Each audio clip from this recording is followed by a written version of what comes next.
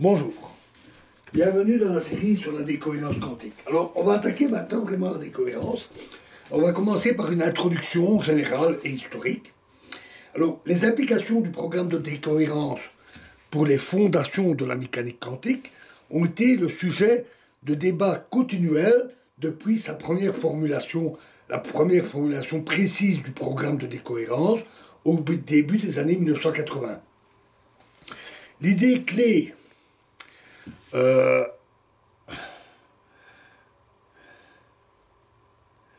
L'idée clé pour la décohérence est basée sur le fait que des systèmes quantiques réalistes ne sont jamais isolés, mais ils sont immergés dans l'environnement et interagissent continuellement avec lui. Le programme de décohérence étudie alors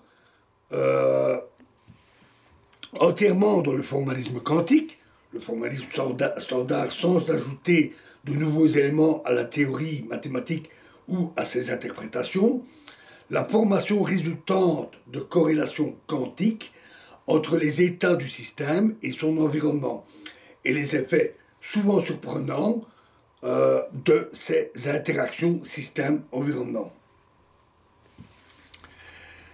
En bref, la décohérence met en lumière une suppression locale des interférences quantiques entre états privilégiés sélectionnés par l'interaction avec l'environnement.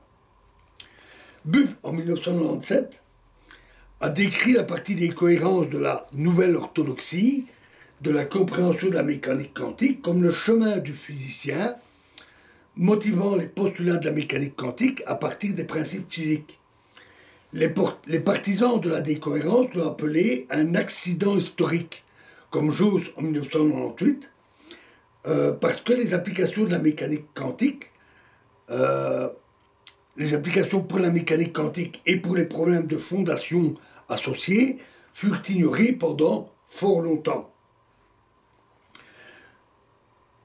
Jurek, en 2003, suggère l'idée que l'ouverture d'un système quantique L'idée que l'ouverture d'un système quantique puisse avoir quelque chose à voir avec la transition du quantique au classique a été ignorée pendant très longtemps, probablement parce que les problèmes de physique classique, fondamentalement importants, étaient toujours établis dans des systèmes isolés.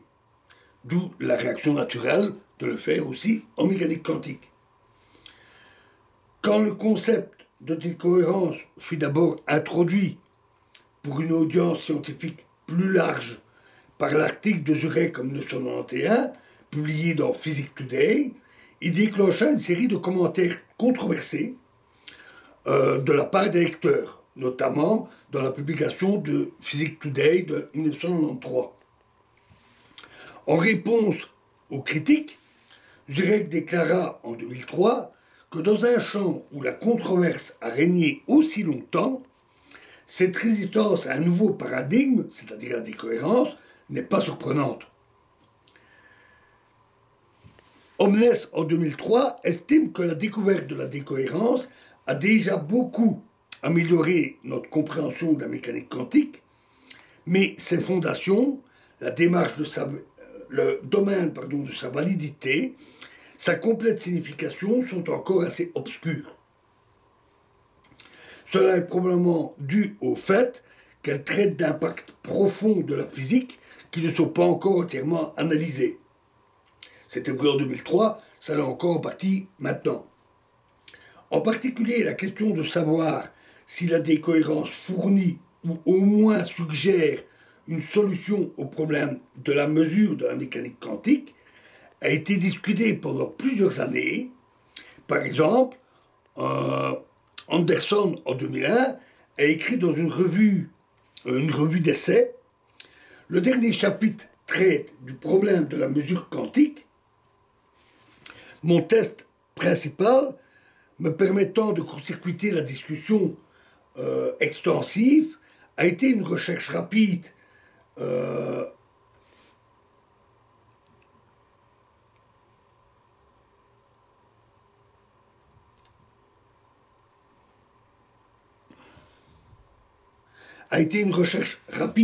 et infructueuse dans l'index du mot décohérence, qui décrit le processus qui est utilisé pour la réduction de la fonction d'onde.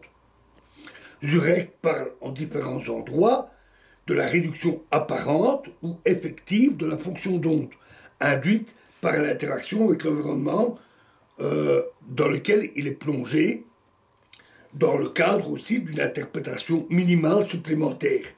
Et Jurek conclut en 1998, une réduction dans le sens traditionnel n'est plus nécessaire, l'émergence de l'existence objective à partir de la décohérence réduit de manière significative et élimine même peut-être